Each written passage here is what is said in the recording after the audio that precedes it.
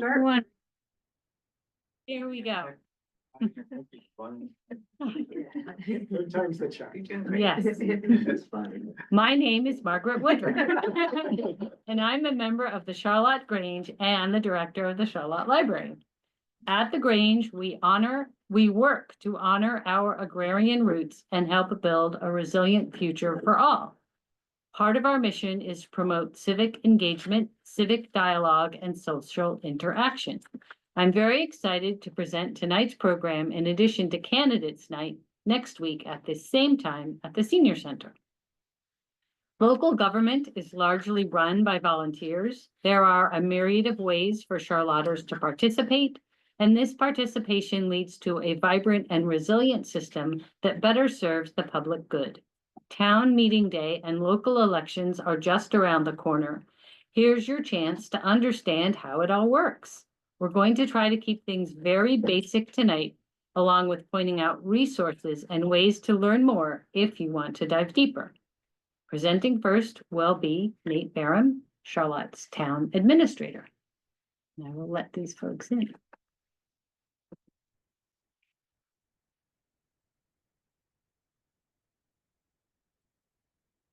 Hi, welcome. I just introduced everybody and Nate's going to get started.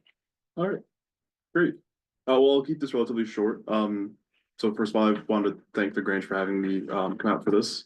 Really, this will just kind of be a very macro, broad level overview of local government, where we get our authority from, and then just a very broad brushstroke, what we have in town, what services we offer, and where to go if you have any questions. So to start off at the very basic level, right? We have the states essentially are getting their powers through the 10th Amendment. The 10th Amendment says that powers not delegated to the United States by the Constitution nor prohibited to the states are expressly reserved for the states or to the people. And that is essentially the premise for where local governments get their power. Over the course of many decades of case law, the courts have essentially stated that local governments may be expressly granted authority by the state legislature through something called Dillon's Rule. And Dillon's Rule, by and large, allows governments, right, or their subdivisions, to enact powers that have been expressly delegated to them, powers that are fairly explicit within that delegation, or powers that are necessary for their function. And this not only applies to local governments, but also to many other political subdivisions in the state. This can be anything from our regional planning commissions to other state entities. So that's kind of broad overview where we get our authority from, and we act within that authority. We really don't have any ability to act beyond that scope. And so everything that you do, or everything that the town does, generally you can tie that back to a statute, what a lawyer would call enabling legislation. So from that, the town of Charlotte offers a variety of services. If you can see in your handouts, there's a brief organizational chart that provides kind of a broad-based overview of where authority in town comes from. And you can see at the top of that chart are the residents, the voters of Charlotte. A lot of the authority that the town exercises stems through the voters.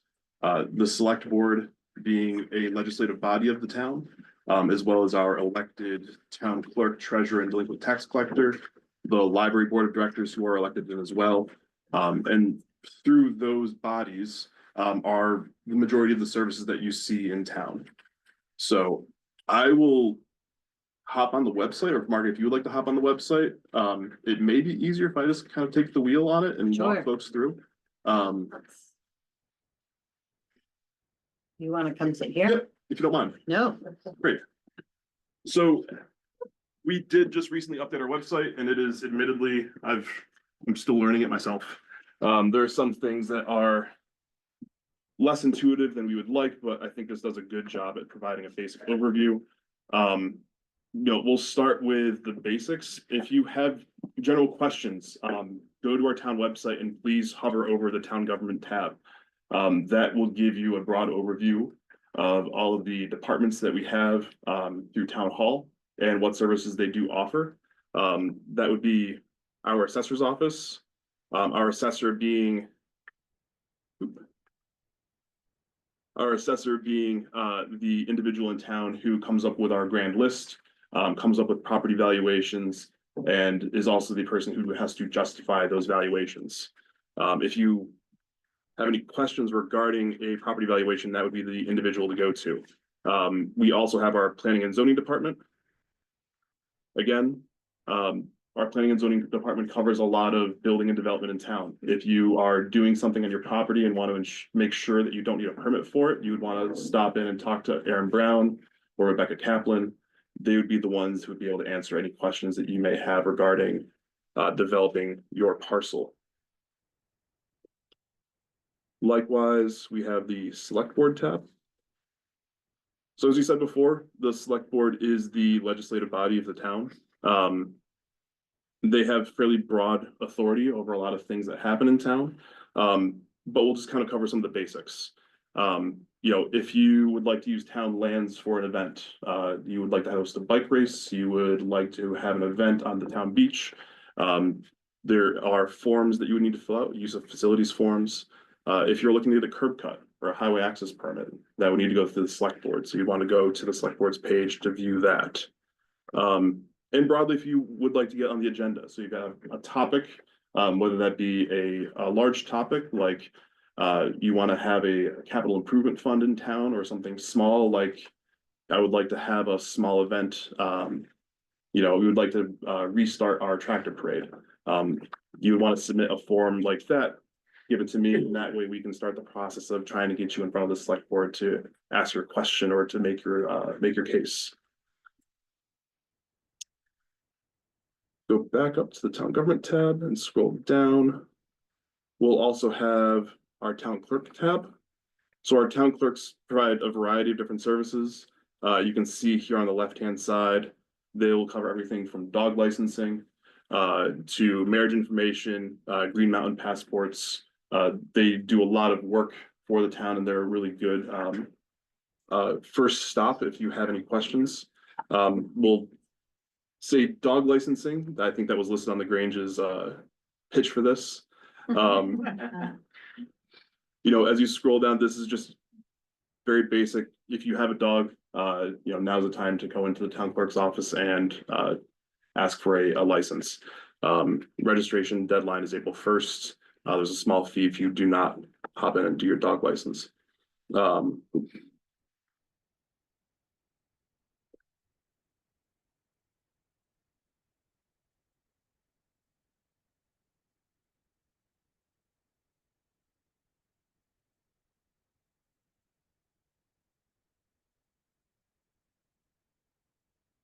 All right. And then in addition to that, you can see our list of boards, commissions, and committees on the left-hand side. I know part of this was just a general discussion on how to get involved in town. You know, we are always looking for volunteers. We're a town that runs on volunteers. And so if you have an interest, we'll be putting out notices of vacancy coming up in the next month, listing all of either A, terms that are expiring, in this upcoming April. That's when the town will have most of our turnover for terms will be in April, and as well as for vacant positions. So committees or commissions that may have a vacant seat, that would also be a time to put your application in.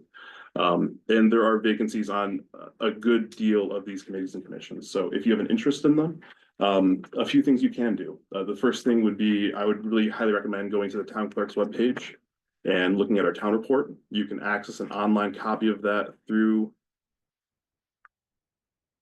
there. And from that, it's a simple, just scroll down, you will see.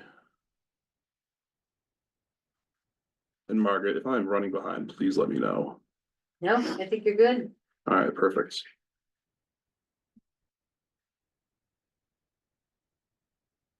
So if you scroll down, you can see we have our list of elected officials and appointed officials. There we go. So you'll see our appointed town officers. This covers every appointed office in town that's appointed directly by the select board. That can be everything from our, you know, Chittenden County Regional Planning Commission representatives, our DRB members, Energy Committee, this is a really good place for you to initially go to get a sense of what terms are coming up for this upcoming year. As well as just get a list of names of folks you might want to try and reach out to if you have any questions about what they're doing. In addition to that, if you go onto our town government tab and go to our meeting calendar agendas, you can see we have a list of every committee and commission meeting that's going to be coming up in the next month. Those get updated fairly regularly, so make sure you're checking that. We're required to post notices 48 hours in advance, and so we'll try to get these up well in advance of that 48 hours, but sometimes it can come down to 2 days beforehand. And we highly encourage anybody who is interested in serving to show up to these meetings, get an understanding of what's happening, as well as talk to those members. They're the ones that are really running a good deal of the services in town.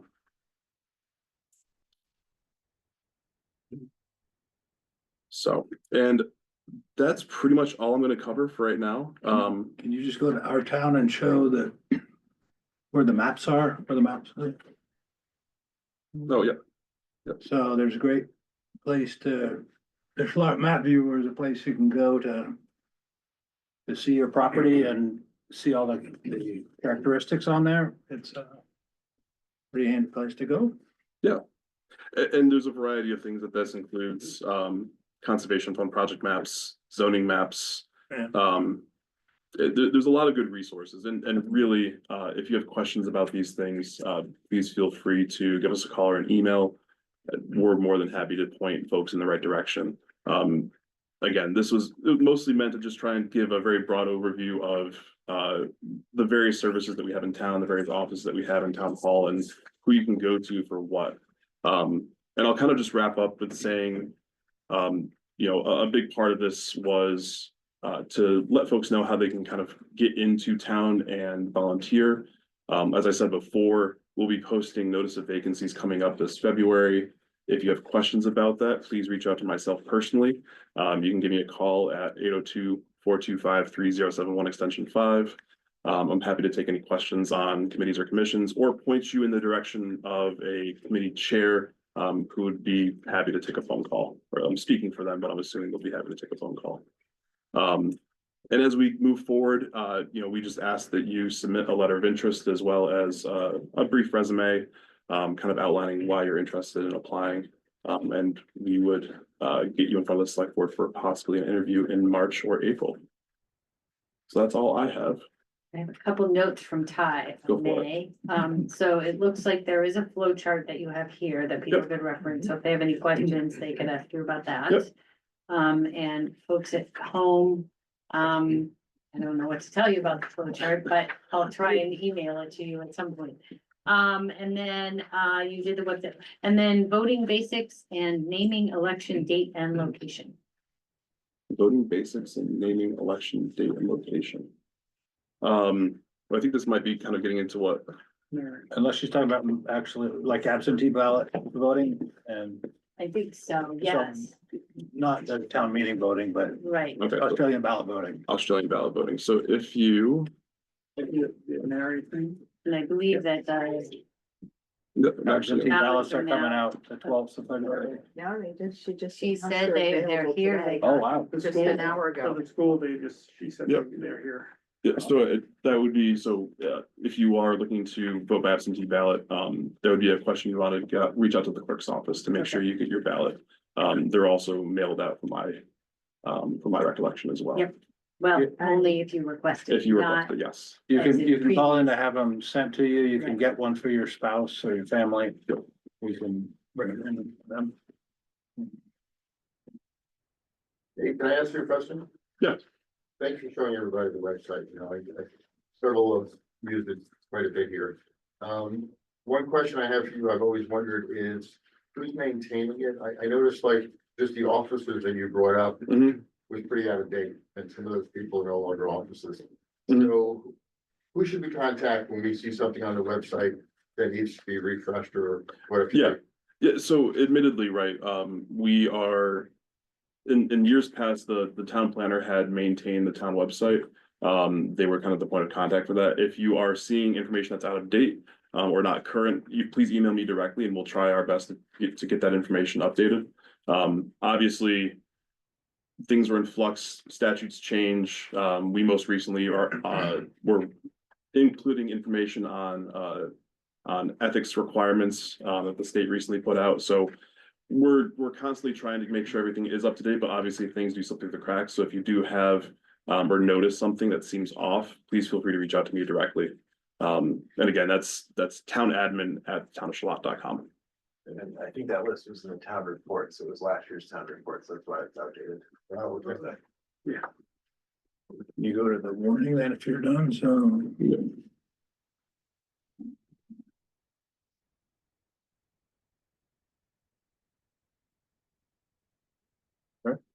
Okay, so I'm Charlie Russell. I'm the town moderator.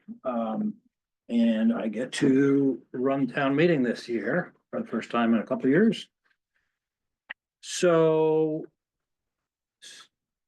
one of the things to know about, I'm gonna assume some people here have never been to a town meeting. I may be wrong about that, but I'm gonna go through this anyway. The town meeting is actually a meeting of the town. It is, you're gonna see the select board up on the stage, but it is not a select board meeting. Everybody in the hall will have the equal standing. It's gonna be in the gymnasium at Central School. There will be a place that only the voters of the town can vote, so there will be a separate section for anybody out of town, like reporters. Used to be the kids would come out of the school classrooms and sit there as well, so. The body will have to give permission to anybody who's not a resident to speak, so we're gonna have to give permission to Nate to speak or even to be in the voting section of the hall.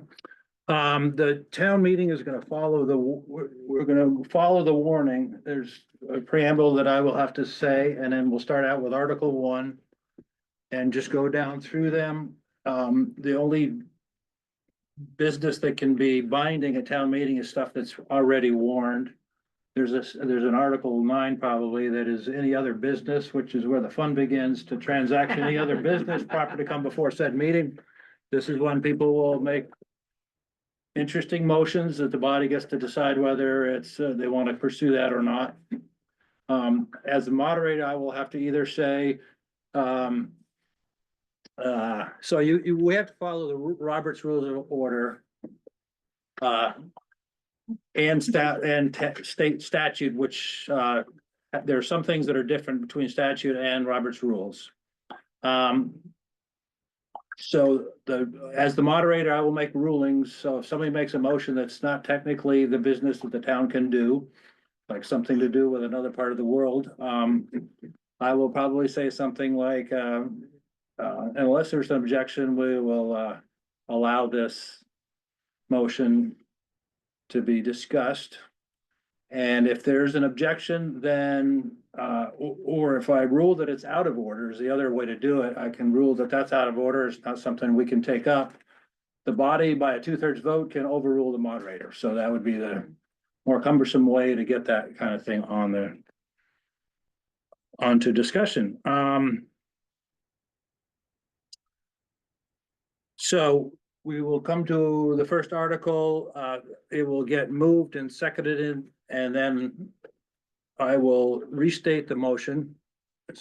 And the person that makes the motion, so I will say, I'll read the article and somebody will say, so moved.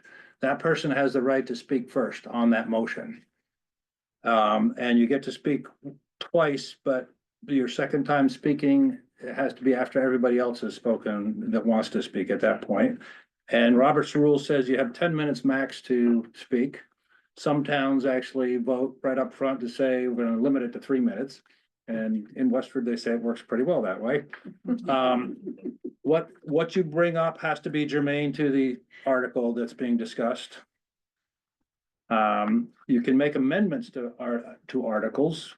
And especially with a budget article, which is going to be voting on a budget amount, there's certain limits on how much you can change it such that it is no longer what was warned to the public that aren't there. So I went to a moderator training at VLCT, Vermont League of Cities and Towns, has a training once a year, because you only do this once a year and there's a lot to try to understand. Man, I just lost my train of thought, which is not gonna be handy on a first of March. You're gonna budget too much. The gauge, all right, so the, thank you, Grady. So the moderator at West, it used to be Westford's moderator described his 10% rule. He thinks you can't change something by more than 10% one way or another.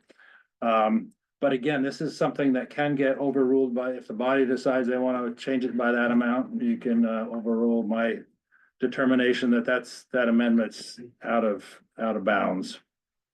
So when you finally go to do the votes, that so there'll be discussion and eventually somebody will okay, I guess I should go back to, you have to be recognized before you speak for most types of motions, but if you want to make a point of order, you got a question. Or one of the other ones is you can move for, it's a point of privilege. It's getting really hot in there. You want to say, hey, point of privilege, can we open the windows? It's hot in here. So those kind of things you don't need to be recognized to make. So at any time, somebody can shout point of order. What you probably will hear is somebody saying, call the question, even though they aren't recognized, because there's been an hour of discussion and people are fed up and somebody will shout out, call the question. I'll have to point out, you can't do that until you're recognized, so wait your turn. So once the discussion is finished on a motion, an article being discussed, I will call the vote. I'll voice vote. All those in favor say aye. All those against say nay. And at that point, I'll say the ayes appear to have it, the ayes do have it. Motion passes. At that point, somebody can say, I want a division of the House. And that's where you either raise your hand or you're gonna stand up. I have people stand up because it's clear to figure that out. And it's also funny because when the first year I did this, there was a vote and it was clearly even by voice vote, but the no's are always particularly loud. And when we did the division, it was clear it was 3-1 for this motion. So standing up works pretty well. And then at that point, depending on how it gets done, or actually at the point where you say division of House, somebody can say, or it's after division, someone can say, I want a paper ballot. And if 7 people say they want a paper ballot by state statute, then everything kind of stops and the Board of Civil Authority hands out ballots to everybody in the hall and you mark your ballot and bring it up to the ballot box. And the Board of Civil Authority counts all the votes and announces, and I announce what the vote is. So a lot of important votes get done by that. What's the Port of Civil Authority? So it's all the justices of the peace, the select board, the town clerk, I believe, is a member of the Board of Civil Authority also, and so they are there. It takes a lot of extra time. It does. It's an option to use wisely. Yeah. So you can amend a motion, you can amend it a second time, but if, so say you have a motion, somebody makes a motion to amend it, there has to be a second. Then you have the discussion on that amendment, so everything, all that discussion has to be germane to the amendment, can't go back to the original article to be discussing that. And you can have a second amendment, and then when you get to the second amendment, you got to vote on that, and then you're back on the first amendment, and once you finish voting on that, then you go back to the original article motion. The discussion goes too long. What's that? If the discussion goes too long, you can call the question. Yes, somebody who is recognized can call the question, but, and then there's a vote on whether to and cease debate. And what they also said in the training is for me as the moderator not to tell people, hey, we've had enough here. We gotta let that, you guys have to decide that we've had enough. You can also do something back in the old days when the school town meeting used to be in the afternoon. There's a motion to break for lunch, basically. Which I assume we used to do that. That was before my time. You can't engage in personal attacks and you can't question the motives of someone when you're speaking. The one difference between state law and Robert's rules is by Robert's rules, you can reconsider a motion at the next meeting or the next day or sometime, but state law says that you can only reconsider a motion before you've started the discussion on the next motion in the meeting. And the start of that discussion is actually, we get to Article 4, I read it out, somebody says so moved, somebody says second. At this point, I'm supposed to restate the motion. Between the time that second came in and I restate the motion, that's the limit to where you can say, I want to reconsider it. So once I've restated it, it can't be reconsidered. I just happened to read the section on reconsideration here, and Yeah. it says slightly different. Well, they produced that, and I don't know if it's following Robert's rules or state laws. Well, it's by Vermont, so, because in Robert's rules, you can reconsider it, you readdress it in the same meeting, typically, I think, but this says by Vermont law, this have at a separate meeting from the one where the original was taken, if the assembly has finished its work on the article and begun work on another one. So once you move on to the next article, if somebody asked to reconsider a previous article, it sounds like you have to have a whole separate meeting to do it. Yeah, But if it happens before that, like at kind of like right after the vote, then you can do it. that's what state law is, yes. Yeah. Robert's rules is otherwise, yeah. So, but it sounds like you can do it after you close business on that article. It just has to be at a separately warned meeting. Yes, you can, that's right. I misunderstood what you said. So I think that's, okay, and then the only other part is there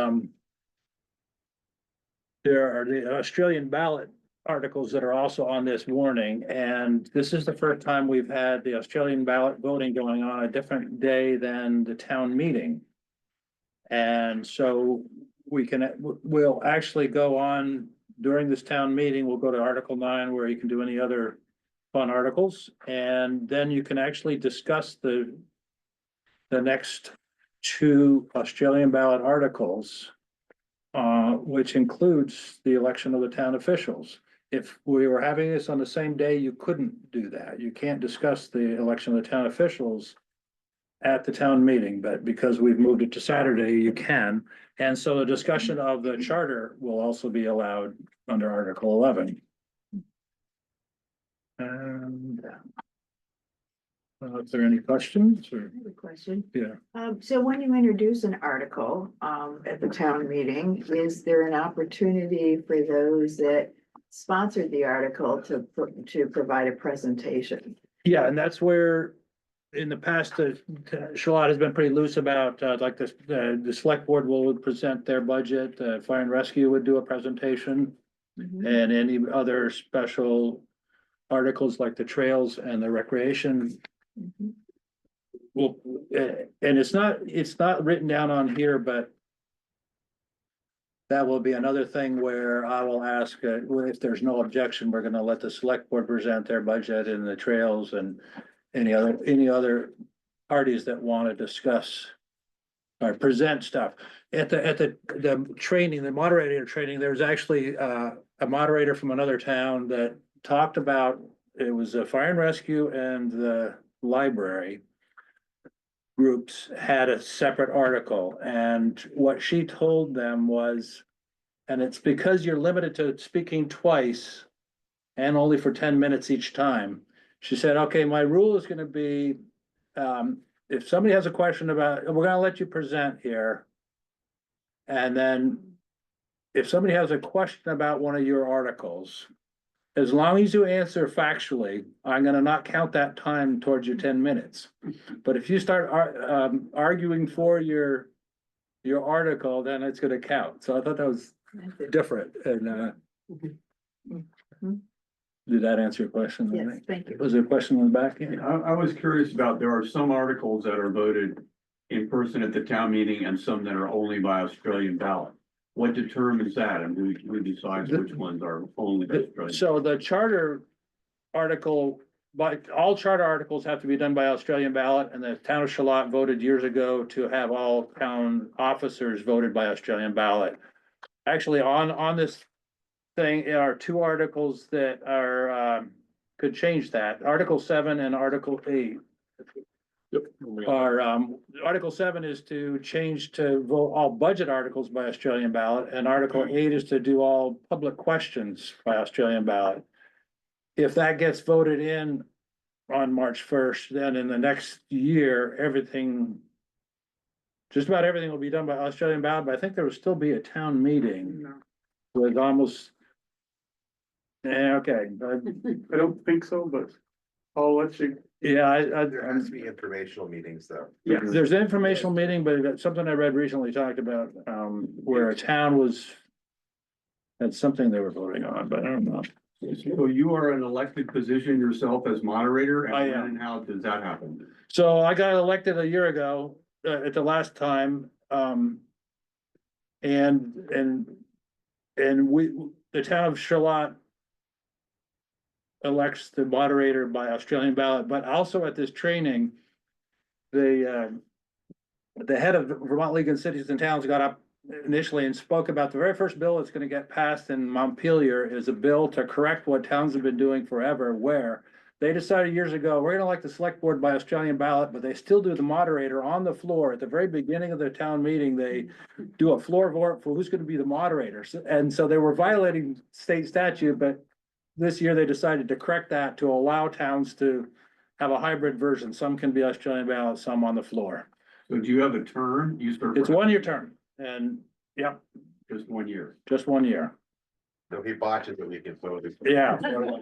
You have to do that at the end? I know, Tuesday, but it's on the, After the meeting. Yeah, it's funny because you get elected and then you don't get to do anything for a full year. And like, so nobody could judge your performance. It's like- Play in the- But it's a lot of people, it's a very desirable job and it might be my last, so. Yes. So Articles 7 and 8, those are really interesting. And how did those get on there? Did people bring them to the select board? No, The, they, the town clerk decided to, Okay, that I know of. yeah, she admitted it. So, yeah, then, and, that's been voted on in the past, I think, at least the budget one, and it got voted down Those have to be voted on at a meeting. unless it's, by charter, because you- right? Right. Sorry. It sort of wipes out town meeting. Yes. It does. And, It does. and it was her decision to put them on there. Well, no, it was the select board's decision. She, We approved this article, we approved this to be put out there, Okay. but it wasn't, I've been openly honest that I want to preserve town meeting, Yeah. so I'm not, I'll be open with you, I said it in a public meeting. I want to have town meetings, so I would not Mhm. approve of those, but that's my own personal opinion. I do not want to sway anybody's opinion on whether they think we should or should not. Can I get just Yeah. some clarification? We may have covered this already, but the proper course for things to be articleized is that someone brings them to the select board and the select board puts an agenda together based on just who that person is. the or select board who's- can decide to put them on there, or you can be petitioned by 5% of the voters can force it to be put on there. If it's something that it's, allowed for the town to vote on. But again, let me be clear that there were people, it wasn't just mayor.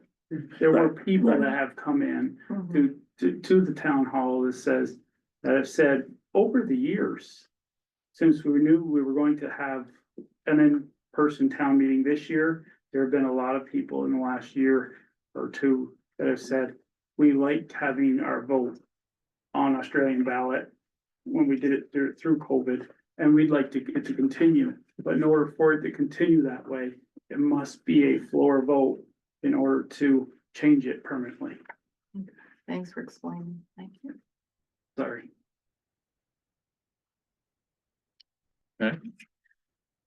Yes. The way Charlotte does it, is that stipulated by the state? Are all the towns run this exact way, or did Charlotte decide to run it this way?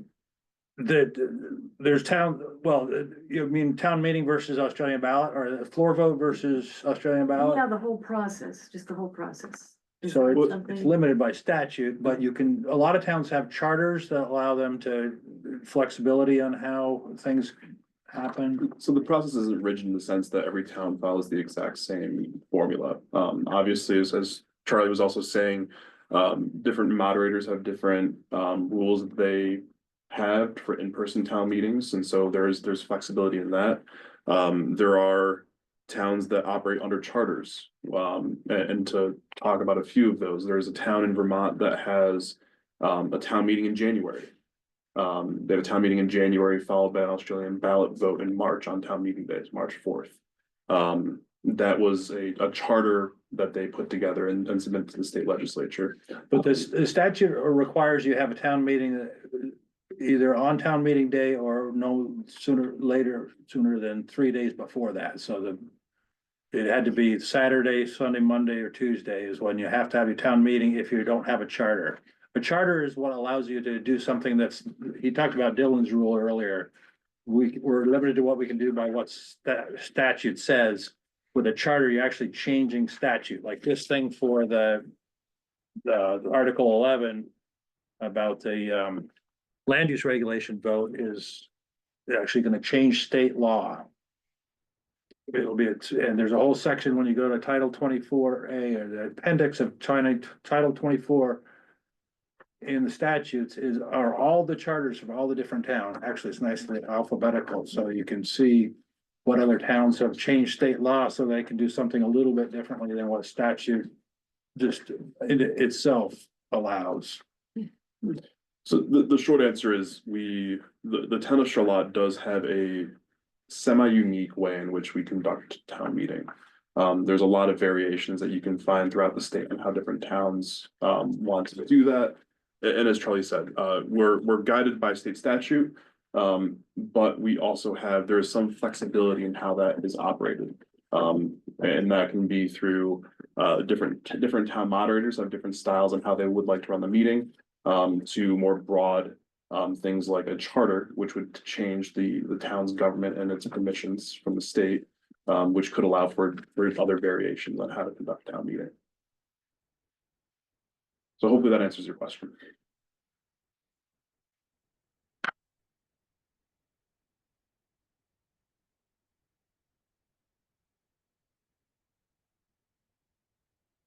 Anything else? Yeah, there's towns that have nighttime meetings. I looked at Norwich's years ago and they have it at night and they have everything split out into a separate article. I probably have 25 articles that vote on everything separately. This is before they videotape stuff, so I couldn't get to see what it was really like, but it's. Yes, Lindsay. Just to be super clear on this, if you're about Article 7 for this year, you have to be at town meeting in person this year in order to vote on Australian budget for next year. That's right. Otherwise, you don't have the ability to vote on that. You must be there in person. Correct. Yes. Okay, got it. Thank you.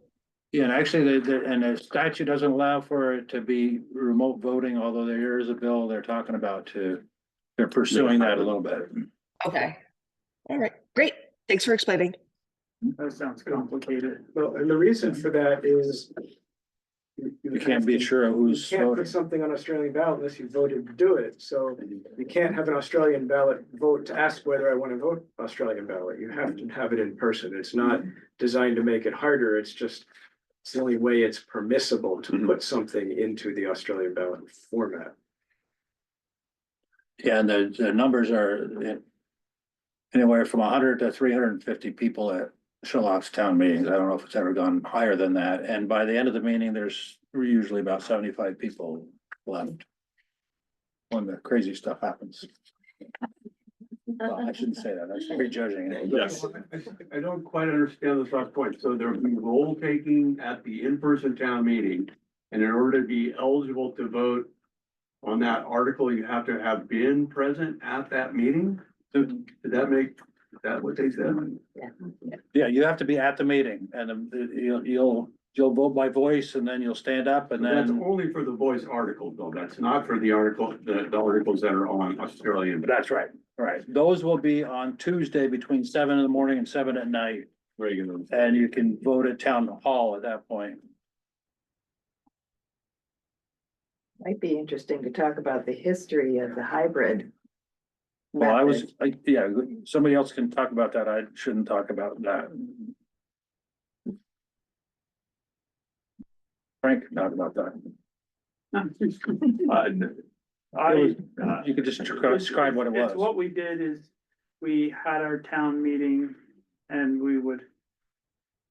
And then we would wait, you have to warn it on Australian ballot later. So what we ended up doing is, it was the beginning of April, you had that 30 days, so it was like near the beginning of April.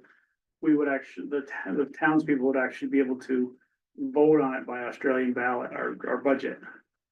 So we would decide it at town meeting, we would decide what that number was going to be. And then we would wait until April and set up a town meeting voting for that article, for the budget article. And that way, everybody in town would, one, participate in town meeting if they wanted to adjust it or not, just like we would this year. And then in April, the whole town would be able to vote on it by Australian ballot. It would be a special election. And that required a charter change. And that was, right? and that required a charter change because it wasn't happening on town meeting day.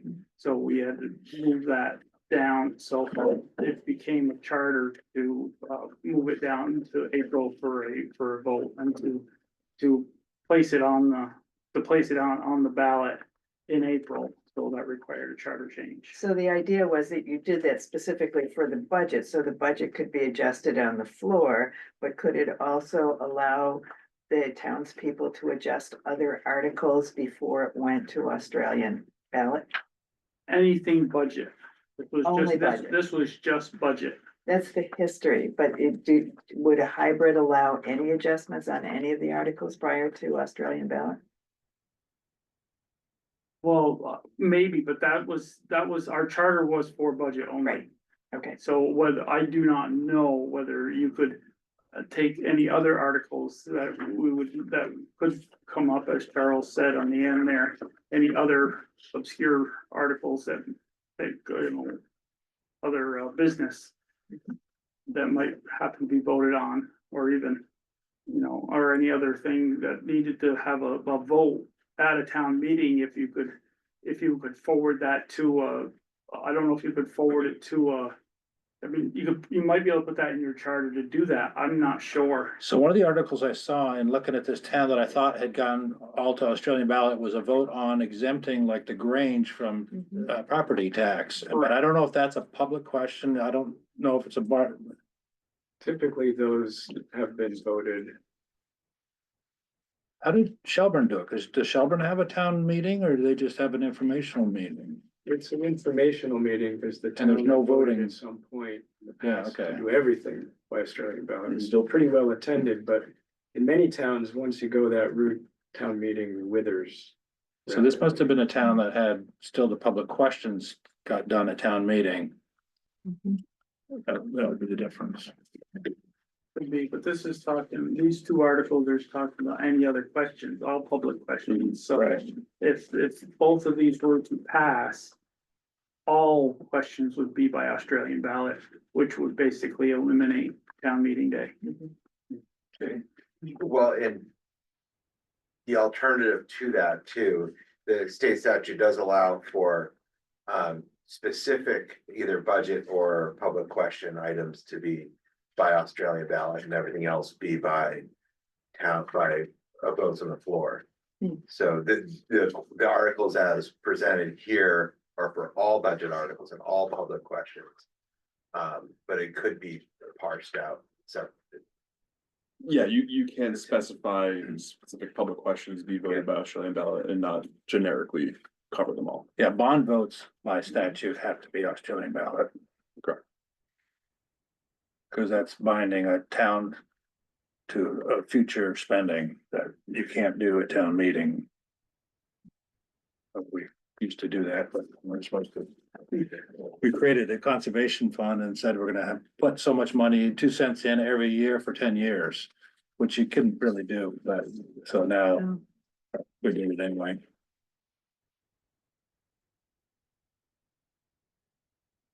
There's some chats, are any of those questions, you know?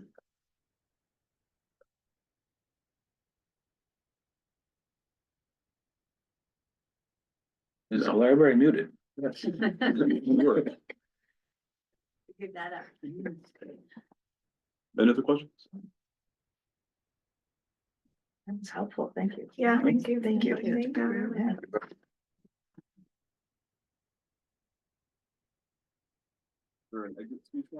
There is. Oh, I there you go. know you don't want to miss Thanks to it. the library for hosting. Yeah, there are also many ways to get involved and volunteer locally through community organizations.